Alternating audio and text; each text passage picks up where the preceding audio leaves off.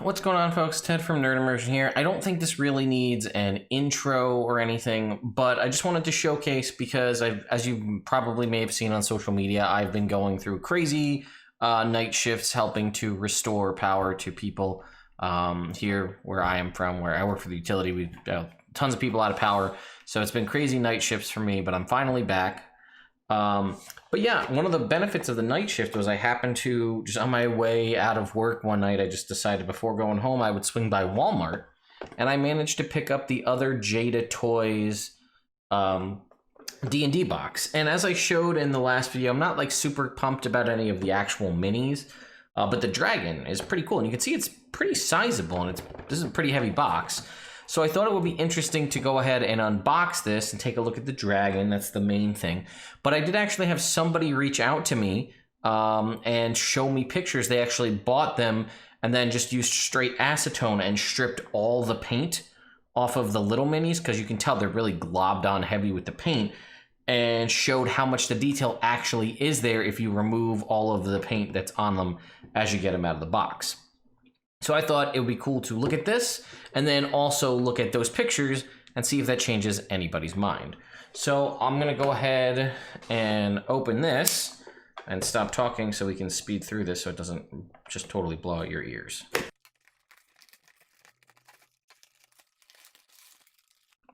Fun fact, they hot glued the typical like twist ties. They actually hot glued these in.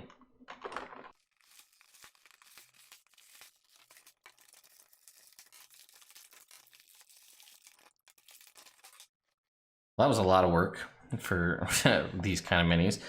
So let me go ahead and switch to the close cam and we'll get a closer look. All right, so here you can see I have the dragon. I actually have to back the camera out from my original placement. This thing, I mean, it's pretty sizable compared to, like, here's a standard. Again, we've talked about Hero Forge minis maybe being a little on the smaller side, but there it is. You can see this is a pretty big dragon. I think on the box it calls itself a young red dragon. I think that's more in the design of the dragon, like the size of it, like the way the horns and things are, less in the size. To this, as you can see, I've got this on a warlock tile. This is, what is this, 4x4? So this is 20x20. This is a gargantuan creature because huge is 15x15. So it's probably a little oversized. Again, good if you're getting into the game where you're not using truly tactical battle maps, but you can see, I mean, this thing is heavy. I don't have a scale around here, but I'd say this is probably, I don't know, maybe close to a pound, this whole thing. And as you can see, it's obviously got a metallic sheen to it because it's made purely out of metal.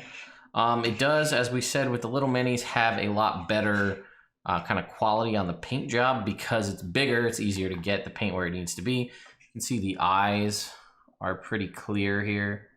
You kind of tilt and go up and look at the eyes, like you can see, make out the facial features, the different teeth. They're actually not that bad, even the ridges on the horn. You can see it's got, like, I could have maybe used these like little scale bumps and things, could have maybe been painted a different color. Again, there's no reason you couldn't do that yourself. Paint the, paint the veins on the wings a little bit. But these are actually kind of flexible. They do feel like they're made out, these might be made out of like plastic. They kind of fold back like they're made out of plastic, but the frame, solid metal. Another thing to consider is this really big joint where the metal pieces meet together here and around the wing. But all in all, I do really like this. Again, it's probably not something that I would ever use at a table, but it is something that I would probably have as like a display piece, something that I put on a shelf or at my desk. It's also something that's like not super, I don't know, not super critical. So I could, like, if I left it on my desk at work and somebody stole it, I wouldn't be pissed because, it's not a real mini, if you will. And I think we will just do a quick look through the other minis in just a sec here. But my camera just died, so stand by. I figured we'd just look at the other two we hadn't seen. We saw the fighter and the human fighter and the tiefling paladin already. Here's the drow rogue. This is basically like the assassin in the player's handbook. Not a whole lot of detail on the back. but you can make out a little bit on the front here. And then our dwarven fighter here, or maybe this is a dwarven cleric. You can kind of see a little bit of detail on the face there. Looks like there might try to be something on the face of the maul here, but it's kind of hard to tell. The back of the maul doesn't, and then a pretty standard back. So that's the minis that were contained inside it. Again, this was like 15, maybe 16 bucks, I think. You can still get them online. I did hear somebody tell me that they jumped up in price, the Beholder set, online already. So you maybe want to be on the lookout if this is something you're looking to have for your collection. But I also thought, let's jump in and I'll show you. So thank you again to Dan, who sent me an email showcasing he took several of the minis from the Beholder set and stripped the paint off of them just using basic acetone. So I think if we go over here, you can actually see. So here's the Minsk. Yes, I understand how it's pronounced. I was just speaking quickly to make videos. Anyway, here he is. You can see this is pretty much looks identical to the one that I got here. You can see Boo, just a little purple blob on his shoulder. But look, if you, I mean, he kind of, that doesn't change too much, but you can see his face is kind of just glossed over. But if you look, there is actual detail, like a separated nose and mouth on the mini itself. And the armor looks to be, and the legs, like look at the boots are just kind of like a grayish blob. But you can see there is actual plates on the leg, on the leg armor. And the kind of scale mail look that he's wearing is actually more pronounced. Same thing with the back. Actually, the back's not too much different, really. And Boo still just kind of looks like a blob. But let's see what else we got here. Here's our elf bard. So you can see our elf bard, the back, again, not too much different. But the front, you can actually see kind of where like the chest armor pieces, where it's like there's actually a strap in there. You can actually see how it separates out, and even like the frets on, I guess, the yarding or whatever this is supposed to be. It looks like there's actual separate fingers for actually picking on it. So that's pretty neat. And you can, again, the face actually has some more definition than the paint seems to show. Here's our tiefling. Again, I think this is pretty good here. I didn't even realize that there was this kind of intricate leg armor on the tiefling that I had, but you can see it a little bit more here, and a little bit more here, a little more plate mail action, more definition to the face, and even looks like more definition to the mace itself. And I think the last picture we have, oh no, we do have one where we have the orc paladin, which was notoriously bad. You can see that I just thought this was actually just like a paint. They just painted down the back. I didn't realize that there was actual texture there. And you can see the gauntlet very profoundly here, and the kind of what's on it. You can see there's actual detail, which is kind of lost here in the front armor, and looks like there might even be something on the sword. Again, significantly more detail than what is given if you take the minis just as they are with globbed on paint. And then lastly, here's the Beholder. I didn't really see a need to strip the Beholder. I thought the Beholder's paint was actually pretty solid. But again, here you can see just a quick rub down with some acetone. You can get a little bit more detail out of everything.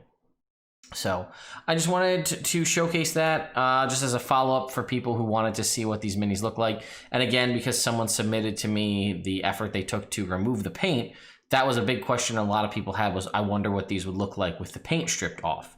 So that is what they look like with the paint stripped off. I'd love to see if somebody took the time to paint them up again, someone that actually has like a pretty decent mini painting capability. You don't even need to be that decent. What was there was pretty bad. So, like a base coat and maybe a finish coat and like a wash could probably do a lot to bring these out even as they stand. Again, same thing with the dragon, which you can see. I mean, the dragon's not small. Like, this is a pretty decent sized little mini, if you want to even call it that. But like you could make these, the veins and the wings stand out a little bit more, and maybe do like a wash down the stomach here to make the plates stick out. I mean, it could look better. Again, you could take acetone probably to this guy too and strip him down if you wanted to make it a different color dragon. But I'm probably going to keep it like it is because I like it. Like I said, this is like a cool, I see this more as a display piece rather than something I'm going to put on the battle map to fight with. But like, you want a dragon for your desk, for your office, as like a thing to go in the background of your videos. You can put the dragon there. Looks good. So anyway, that's the Jada Toys Dragon set. Now that you've kind of seen all of the minis and seen what they look like with the paint stripped off, what are your thoughts? Do you want to see more in this line made in the future? Do you think it's really just a waste of money, given the fact that they don't fit on a battle map accurately? Although again, I think the Beholder and the Dragon are nice. Someone said in the comments that, and I kind of agree with it, this would be Jada Toys' chance to show up Wizards of the Coast and make a Tarrasque mini. I mean, like a big metal mini like this big that is the Tarrasque. Tarrasque doesn't even have a lot of crazy detail on it. It's kind of blocky. It doesn't have a lot of definition. I don't think we've ever gotten a canon Tarrasque mini from Wizards of the Coast or WizKids yet. So maybe Jada Toys will be the one who will bring that to us. Again, I doubt there's going to be more of these just because of the way Jada Toys kind of just does like a set of stuff and they kind of just stop. But I could be wrong. Again, these kind of, in my mind, came out of nowhere. Nobody was really talking about these things. They weren't really well known. And all of a sudden somebody just found them at Walmart and then everybody was rushing out to go get them. Again, not that I want to talk about collecting and figures and things like that, but I don't know if you've been to a Walmart lately, but they actually have a lot of interesting stuff. If I go on a tangent for a second here, not just these, but like they had a re-release of the original. You can see there's a lot of Ghostbuster stuff because you guys know I love Ghostbusters. They did a re-release of the original Kenner line of the real Ghostbusters action figures, just the 4 Ghostbusters, right? Ray, Peter, Winston, Egon. The ones from the real Ghostbusters cartoon, the first line of those mini or like action figures that came out, they re-released those. They now have like if you guys remember the old Aliens action figures from the cartoon series for Aliens that never actually came out, they have a version like of all of those. You can go like buy a purple Xenomorph Queen at Walmart right now for not a lot of money. So if you wanted to ever run like the Aliens RPG and have a Xenomorph Queen big ass mini for your game, you could go get one for relatively cheap and then paint it so it's not bright purple. Anyway, that's it for me. Sorry, I'm back. I'm still on the night shift schedule, so my brain's a little fried. But I'm glad to be back making videos. I hope to get out more of the content that you prefer. This is just something that I happen to be able to do, and this is kind of a quick bottle video that I can make and get it out all in one shot. That gives me a little bit of a break from the creativity standpoint. Anyway, thank you to my patrons over on Patreon for continuing to support the channel. Thank you to all of you who have come out and everybody who's been signing up for my Start Playing account for all my future games. I have a lot of people, more than I ever thought, so I have to figure out, I have to go through all the applications and respond to everybody's messages, and I'm sorry I haven't been doing that, so be on the lookout for messages from me if you're looking to play with me on Start Playing. And thank you all so much for watching. I'll see you next time.